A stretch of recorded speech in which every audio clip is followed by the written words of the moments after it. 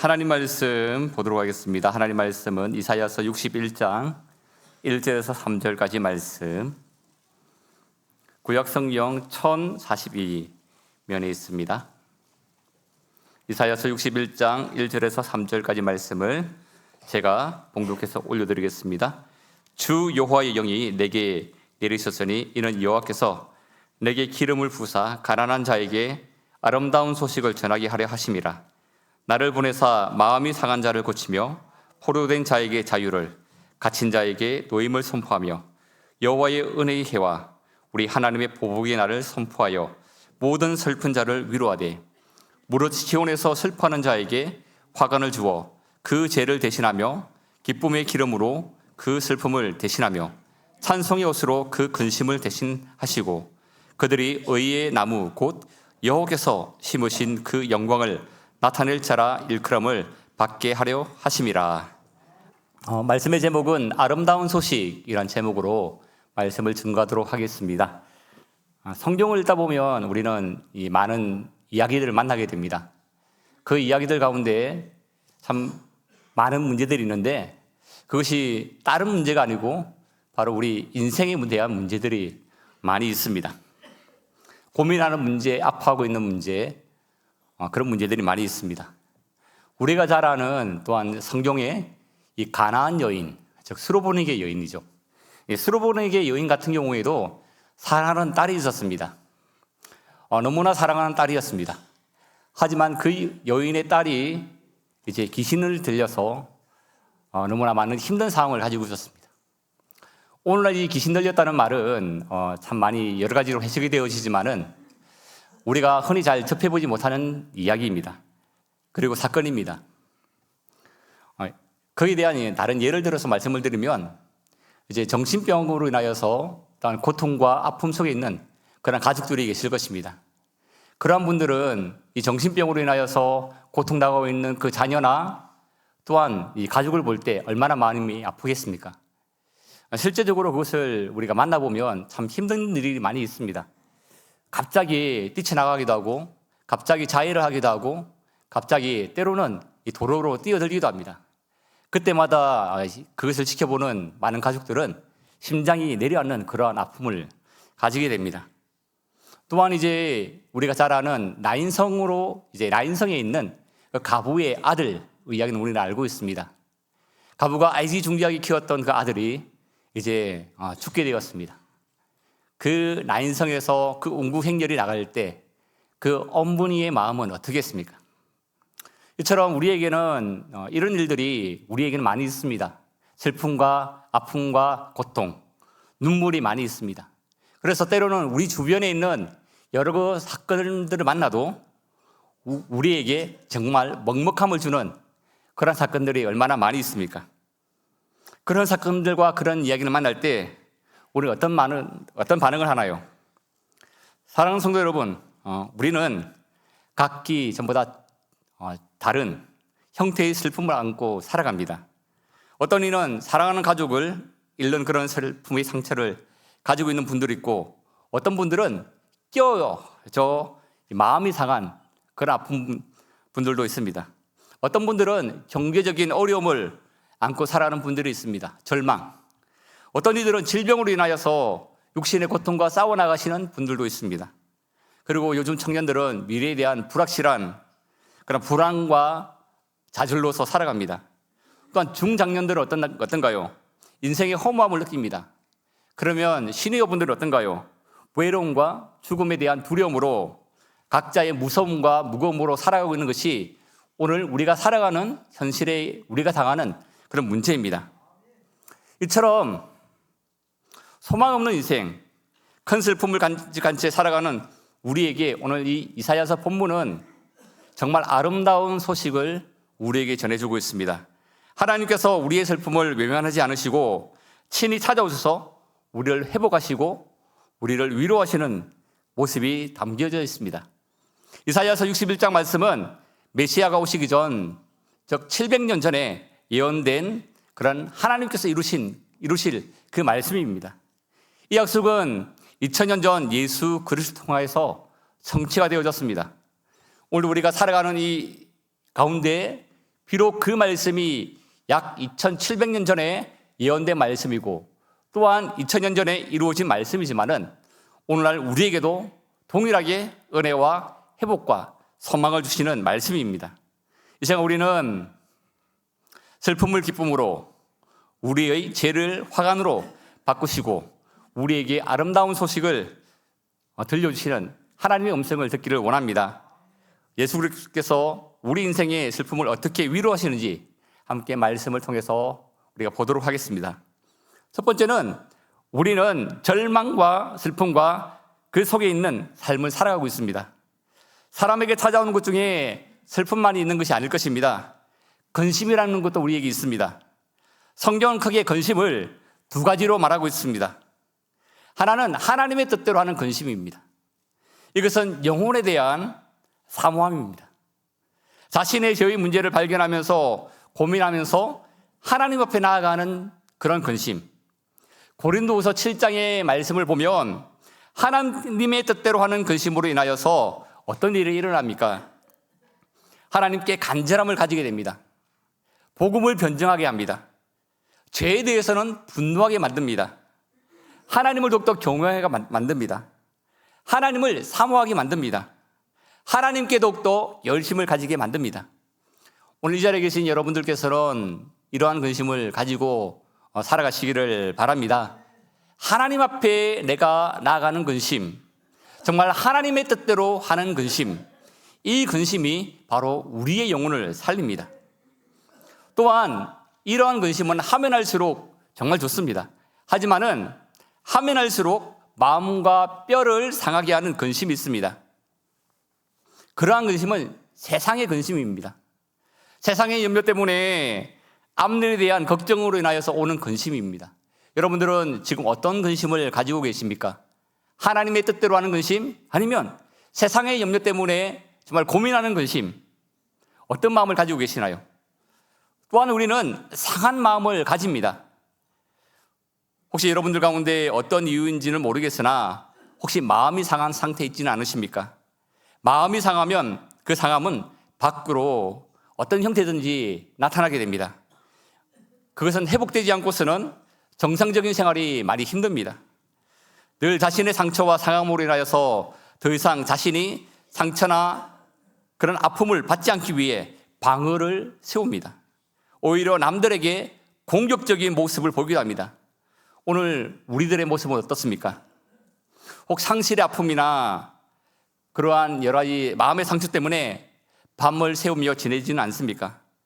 아무런 기록도 없이 소망도 없이 생각하고 싶지 아니하는 그러한 일들이 많이 있습니까? 끊임없이 이 근심이 여러분들 가운데 자리 잡고 있지는 않습니까? 늘 불안하고 걱정과 염려로 보내고 있지는 않습니까?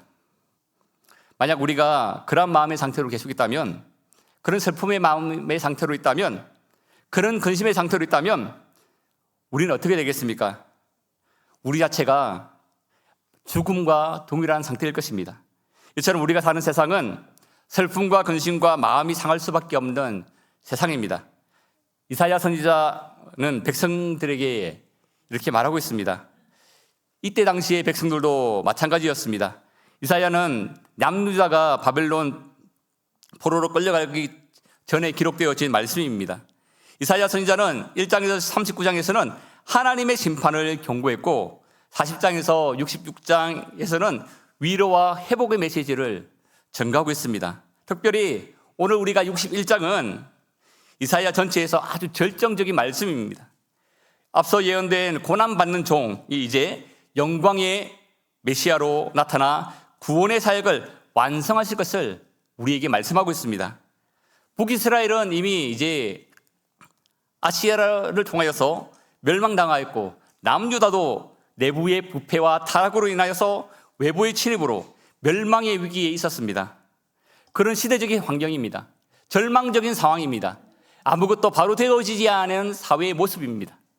이스라엘 백성들은 또한 이사야를 통해서 들은 하나님의 진노의 심판을 듣고 영적으로 극도의 침체기 있었습니다. 그들은 멸망에 대한 예언의 말씀을 듣고 절망과 좌절과 불안과 근심에 빠져 있었습니다. 그들에게 마치 사형 선고가 내려진 것입니다. 시한부 인생이 된 것입니다. 우리도 마찬가지가 아닙니까? 예수님을 믿기 전 우리의 영적인 상태가 그러했습니다.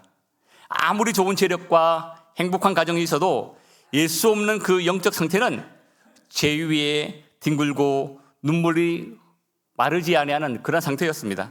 마치 오늘 우리가 예배 전에 들었던 이 찬송가 503장에 있는 그 가사의 내용처럼 세상 모두 사랑 없어 냉랭함을 아느냐, 곳곳마다 사랑 없어 탄식 소리뿐이세. 탄식하는 우리의 상태.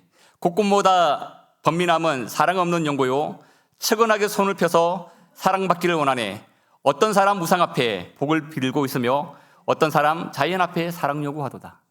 그것이 바로 이전에 있는 우리의 영적인 상태였습니다. 이것이 바로 죄로 인하여서 하나님과 단절된 우리의 본래 모습이었습니다. 그런데 오늘 본문은 우리에게 있어서 정말 중요한 위치를 말씀하고 있습니다. 오늘 본문이 있으므로 우리에게 소망을 우리에게 바라보게끔 하십니다. 오늘 우리 찬양 가운데도 있지 않습니까? 예수, 예수. 그 예수, 몸과 영혼의 병든 자 누구든지 부르시오. 예수 이름을 부르시오. 그 이름을 믿는 자, 그 이름을 부르는 자, 그가 어떤 사람이든 그는 구원을 얻으리. 우리는 예수 그리스도로 말미암아 우리는 구원을 얻었습니다. 우리에게 예수님께서는 우리에게 소망을 주셨습니다. 그 소망의 은혜 가운데 살아가는 저와 여러분들이 되시기를 바랍니다. 두 번째는 바로 하나님의 해결책입니다. 기름 부음 받으신 예수 그리스도 그 메시아를 우리에게 주셨습니다. 이사야를 통해서 이스라엘에게 사형 선고 같은 그런 포로로 끌려가고 나라가 멸망할 것이다라는 그 심판이 내려졌지만 하나님께서는 그것에서 멈추지 아니하시고 그들에게 소망의 메시지를 이어서 선포하십니다. 우리 인생에게도 동일하게 말씀하십니다. 죄에서 포로된 인생에게 눌리고 상한 마음을 가지고 있는 우리에게, 슬픔과 근심이 있는 우리에게 소망이 있음을 말씀하십니다. 메시아를 통해서, 예수를 통해서 우리를 회복시키시고 하나님의 영광된 모습을 우리에게 세우실 것을 말씀하고 있습니다. 사랑하는 여러분, 사람이 어떤 조직을 이끌어가기 위해서는 가장 기본이 되어야 하는 것이 무엇일까요? 자격입니다. 자격과 자질을 갖춘 사람을 통하여서 그 조직이 바로 세워져 나가기를 원합니다. 그래서 이사야는 이스라엘 회복을 시킬 그 메시아 자격에 대해서 먼저 말씀을 보여주고 있습니다. 본문은 그 메시아의 자격을 말씀합니다. 메시아. 여러분, 메시아가 무엇일까요? 메시아는 성령의 기름 부음을 받은 분이십니다. 구약에서 왕과 제사장과 선지자에게 기름을 부어줬는데 메시아는 이 세 직분을 완전히 수행하신 분이십니다. 또한 메시아는 하나님께서 친히 보내신 분이십니다. 하나님의 공적인 위임을 받은 그 구원자이심을 말씀하고 있습니다. 또한 메시아는 명확한 사명을 가지고 오신 분입니다. 이 예언은 예수 그리스도를 통하여서 완전히 성취가 되어졌습니다. 요한복음 3장 34절에서는 이렇게 말씀합니다. 하나님이 보내신 이는 하나님의 말씀을 하나니 이는 하나님이 성령을 한량 없이 주심이니라고 우리에게 말씀합니다. 또한 사도행전 2장 33절에는 이렇게 말씀합니다. 하나님이 오른손으로 예수를 높이심에 그가 약속하신 성령을 아버지께 받아서 너희가 보고 듣는 그것을 부어주셨다 우리에게 말씀합니다. 누가복음 4장에서도 예수님은 나사렛 회당에서 이사야서 61장을 말씀을 읽으시고 이렇게 말씀하십니다. 책을 덮어 그 맡은 자에게 주시고 앉으시니 회당에 있는 자들이 다 주목하여 보더라. 이에 예수께서 그들에게 말씀하시되 이 글이 오늘 너희 귀에 응하였느니라. 이렇게 말씀하십니다. 예수님께서 자신의 사역이 바로 예언의 성취를 이루시는 분이심을 우리에게 뚜렷하게 말씀하고 있습니다. 자격이 있는 분이 오면 그 다음에는 어떤 일이 일어날까요? 그 메시아께서 이루어나갈 사역이 무엇인지에 대해서 우리에게 보여주고 있습니다. 오늘 우리가 읽었던 1장 오늘 1절에 이 말씀해 보시면 가난한 자에게 아름다운 소식을 전하게 하려 하심이라. 나를 보내사 마음이 상한 자를 고치며 포로된 자에게 자유를, 갇힌 자에게 노임을 선포하며. 마음이 상한 자가 어떤 자일까요? 심장이 무너지는 자가 아닙니까? 심장이 무너지는 자는 상처가 많이 있습니다. 깊은 영혼의 상처를 말합니다. 사랑하는 이를 이런 상실감, 배신당하는 그런 경험을 가지고 타인을 더 이상 믿지 못하는 그런 경험을 합니다. 아픔과 실패로 인하여서 좌절과 죄책감으로 인하여서 그 마음이 무너진 자를 말합니다. 이 모든 것은 우리의 마음의 상태를 보여주고 있습니다. 이처럼 우리는 그런 사람들입니다. 또한 예수님께서는 이런 우리를 고치신다 말씀합니다. 상처를 싸매고 고치신다는 의미입니다. 시편 147편 3절에 이렇게 말씀합니다. 그는 마음이 상한 자를 고치시며 그들의 상처를 싸매시는도다. 예수님께서는 십자가에서 우리의 모든 슬픔과 고통을 친히 짊어지심으로 우리의 상한 마음을 치유하십니다. 또한 예수님께서는 포로된 자에게 자유를 주십니다. 현대의 속박이 무엇입니까? 현대는 무엇의 포로로 잡혀 있습니까? 이 세상 사람들을 잡는 것이 무엇일까요? 돈과 권력과 술과 도박과 성과 게임과 쇼핑과 타인에 대한 시선과 과거에 대한 상처와 분노, 이런 것들로 인하여서 우리는 자유롭지 못하고 억눌려 사는 그런 것이 바로 우리의 인생입니다. 예수님께서는 이런 것에서 우리를 자유케 하시기를 원하십니다. 이스라엘은 앞으로 바벨론의 정치적인 그런 포로 생활을 하며 억눌린 생활을 합니다. 궁극적으로 모든 인류는 죄의 포로입니다. 로마서 7장 23절에 바울은 이렇게 말하고 있습니다. 내 지체 속에서 한 다른 법이 내 마음에 볶아싸워 내 지체 속에 있는 죄의 법으로 나를 사로잡는 것을 보는도다. 바로 우리는 죄의 포로된 자였습니다. 하지만 하나님께서는 예수 그리스도를 통하여서 우리를 자유케 하셨습니다. 예수님은 또한 이렇게 우리에게 선포하십니다. 아들이 너희를 자유케 하면 너희가 참으로 자유로우리라 우리에게 말씀하십니다. 또한 예수님의 사역은 갇힌 자에게 노임을 선포한다고 말씀합니다. 즉 이것은 눈을 뜨게 한다는 것입니다. 어둠에서 빛으로 해방한다는 의미입니다. 우리 영적인 어둠에 갇혀 진리를 알지 못하고 죽음의 공포에 갇혀 삶을 누리지 못하는 자였습니다. 사탄의 권세에 갇혀서 하나님께 나아가지 못했습니다. 죄책감과 또한 수치에 갇히기도 합니다. 계속되어지는 실패와 절망의 감옥에 갇혀 있는 것이 바로 우리의 인생입니다. 사랑하는 성도 여러분, 바벨론으로 포로 끌려간 것과 예루살렘으로 그 멸망으로 인하여서 무너진 이 절망이 있는 이스라엘 백성들 같이 현대들도 이처럼 절망적이고 포로되고 상처 입은 그 삶 속에서 살려달라고 우리는 호적거리고 있습니다. 그러한 우리 인생에게 메시아가 하는 일이 무엇입니까? 고치시고 자유케 하시고 누이게 하십니다. 사랑하는 성도 여러분, 여러분들은 정말 자유인이십니까? 전에 말씀드린 것처럼 가나안 여인처럼 많은 슬픔을 가지고 있지는 않습니까?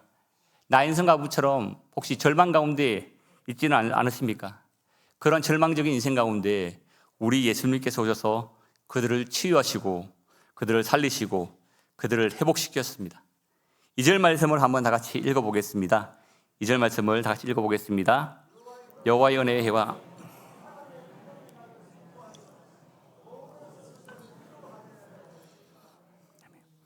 여기서 여호와의 은혜의 해에는 레위기서 25장 그 희년을 가리키고 있습니다. 희년은 50년마다 돌아오는 해로 모든 빛이 탕감되고 종들이 자유를 얻으며 땅이 원주민으로 다시 돌아가는 완전한 회복의 해를 말하고 있습니다. 이것은 메시아가 가져올 구원의 시대를 예표합니다. 오늘날 우리는 이 은혜에 살고 있습니다. 누구든지 회개하고 예수 그리스도를 믿으면 구원을 얻습니다. 이 구원은 천국 가는 것으로만 생각하지 마시고 이것은 우리의 삶 가운데 회복이며 치유이며 승리이며 자유함입니다. 세 번째는 그 결과 놀라운 은혜가 있습니다.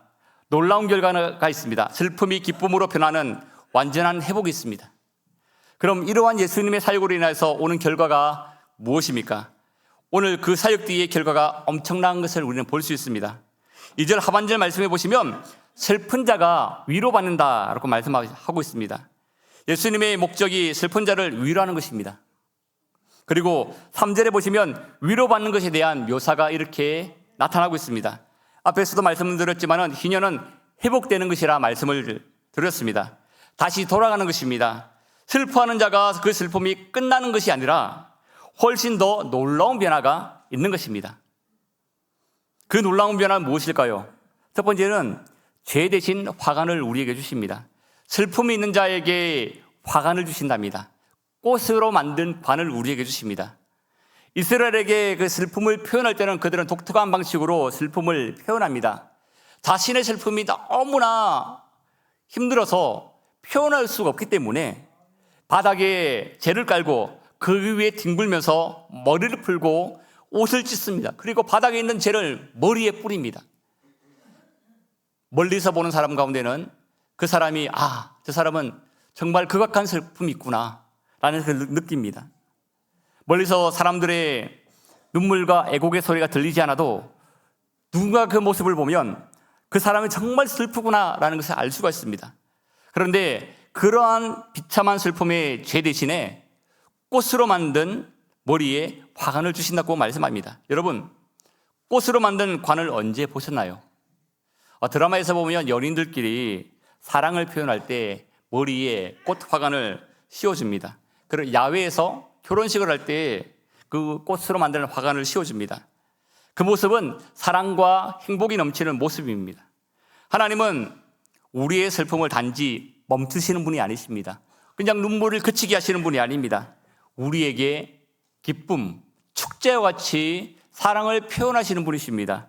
그래서 우리에게 우리의 슬픔의 대신에 그 죄 대신에 우리에게 기쁨의 화관을 씌워주시는 분이십니다.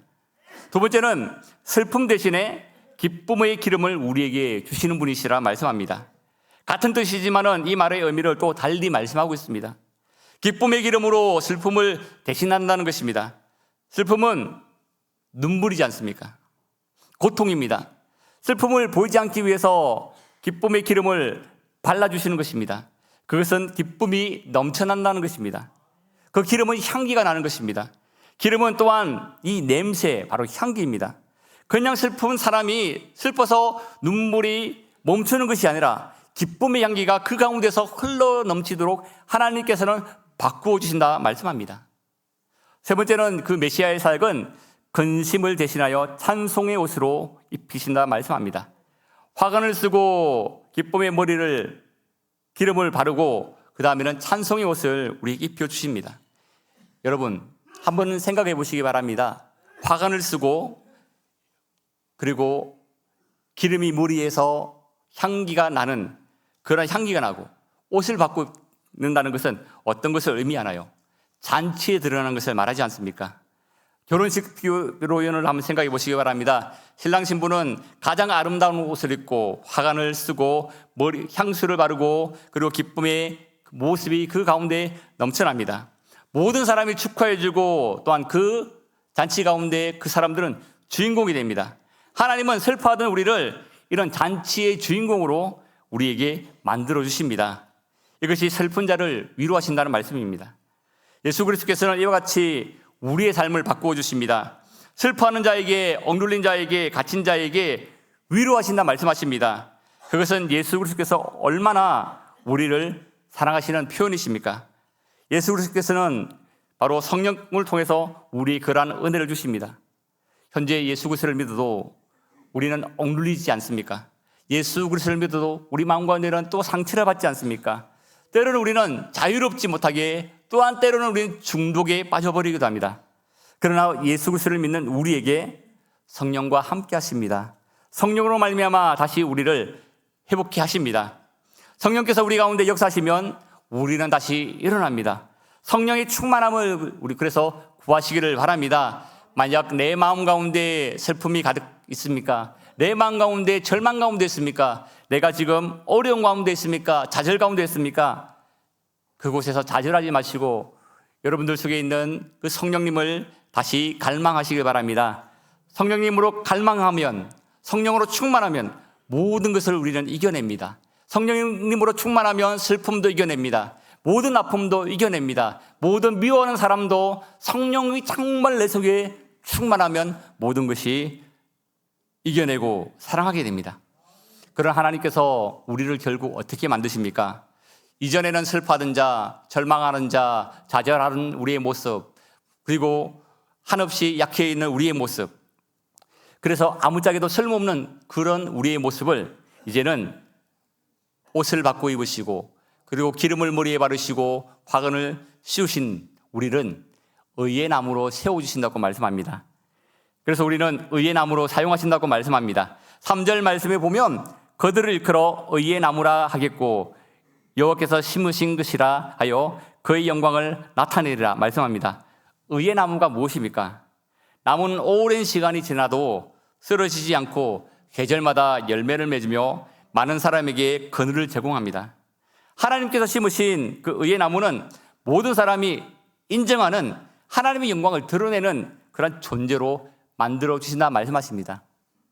가장 중요하게 그분께서 시온에서 슬퍼하는 그들로 하여금 주림처럼 친히 오셔서 심으신 그 의의 나무라 일컬음을 받고 그로 인하여서 하나님께 영광을 받게 하신다고 우리에게 말씀합니다. 말씀을 맺겠습니다.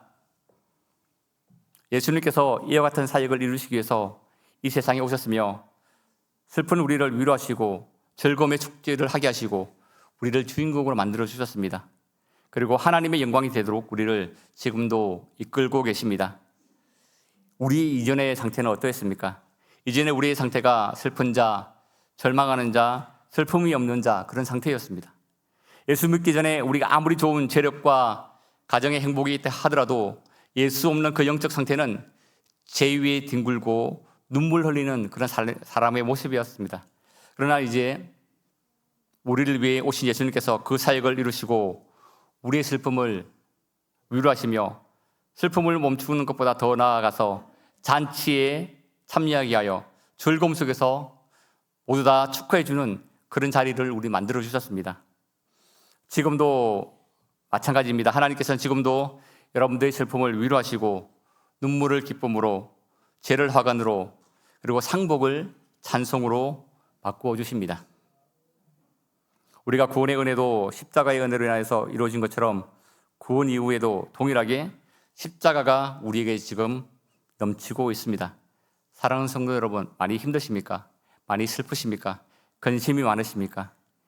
여러분들을 사랑하셔서 오신 예수님께서 하신 그 하나님의 일을 바라보시기 바랍니다. 우리 속에 거하시는 성령 하나님을 갈망하시고 충만하시기를 간절히 갈망하시기 바랍니다. 영원한 슬픔을 해결해 주신 우리 주님께서 우리의 모든 문제들의 슬픔과 근심 속에서도 그 사랑으로서 우리를 바꿔 나가실 것입니다. 우리를 하나님께서 친히 심으신 의의 나무로 하나님의 영광을 나타낼 자로 우리를 만들어 주실 것입니다. 이러한 소망을 가지고 승리해 나가시는 저와 여러분들이 되시기를 예수님의 이름으로 간절히 소망합니다.